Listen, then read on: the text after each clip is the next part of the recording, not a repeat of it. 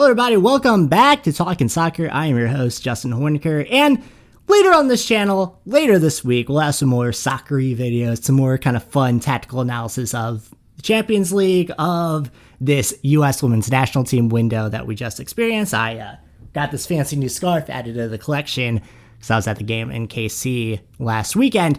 But for now, we're going to talk something a little more serious, as there is a lawsuit being filed against OL Reign and US Soccer, USSF specifically, about training environments, hostile training environments, and general racism within the OL Reign Academy.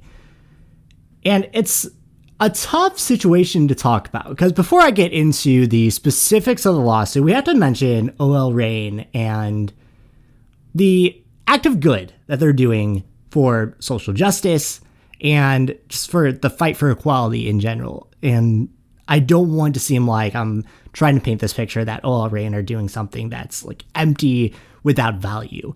But there is this real dichotomy of a group that wants to do good, that presents themselves on the outside as someone who fights for justice, also having bad actors within their organization. And at a certain point, do we think that this social justice is coming from the players and from the league and the fans? Because not the league, the players and the fans, which if you were to take a poll of what the players and the fans want and a poll of what the team owners want, I think you'd find a little bit difference in opinion, to put it lightly.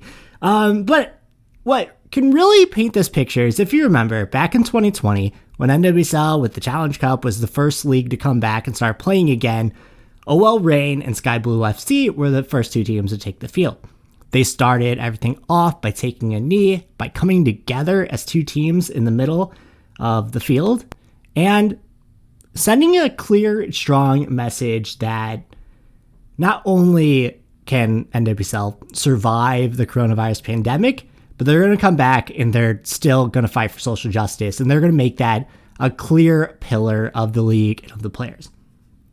So that's when it kind of hurts, when you take a look behind the curtain and you tear that curtain open and you see that a new lawsuit that alleges that OL Reign Academy officials actively inhibited the development of players by not responding to complaints of a hostile training environment. And essentially goes like this. August Hunter, a former youth player who identifies as a Black Asian American, alleged that her time in the Reign Academy was met with both blatant racism and preferential treatment towards other players by both players and parents. Jada Evans' excellent reporting of this piece, which I used for a lot of research and definitely putting me in the right direction, brings forth some choice quotes, including a story where August Hunter was told to, and again, don't isolate this, please. Take off your weave, hoe, and go eat a bowl of rice. And that's not even original. It's racist, man. They can't get their stories right. But can you imagine being a youth player, being told this by another player, and then having this action go untreated? It's blatant racism. It's blatant harassment. That is going to make you not feel comfortable in that environment anymore. Absolutely. The racism itself is tough to read, but the fact that Reign Academy officials turn a blind eye to such blatant racism, it's hard to swallow in the face of OL Reign's active social justice campaigns that we talked about earlier. OL Reign officials have yet to comment on the allegations, but NWSL officials must do better to protect both youth players and current players as well. As we know, as we talked about on this channel last week, that oftentimes players aren't protected either. There's often this level of negligence when it comes to officials. And I think, and this happens everywhere. This isn't just a soccer thing. This isn't just an NWSL thing. I talked about this in my running podcast in a past life with some sprinters, some athletes who, had been involved in similar situations within their pro training groups and within their college training groups. And one of the things that I hear the most is how there needs to be more women coaches there. And not that that's necessarily going to solve this, but I think there is something to be said for like that comfortability factor. And the fact that there just needs to be more women coaches in sports. That's when you look at it, there is not nearly enough. And I think when you look at those different backgrounds, when you look at those, airs of comfortability, and just honestly, there are a lot of male coaches who are not qualified to be in the position that they're in. And coaching itself, to go on a tangent here, coaching itself is such a weird, I guess it's not weird, but it's often about who you know as opposed to like how good of a coach you actually are. I went through this in the track and field world. It's time and time again. It's not about, what you know as a coach. It's more about who you know, who you came up with. Can you, hack it in a stressful environment that is collegiate coaching? But all that to say is that there needs to be more representation in coaching staffs, in front offices, that frankly there isn't right now. And even with the best intentions, and this goes not just for women, but for Black people in the sport, for minorities in general, there needs to be more representation of the diversity of NWSL, honestly. The league front office is very white and does not match the diversity on the field. And I think there is something to be said for just not understanding.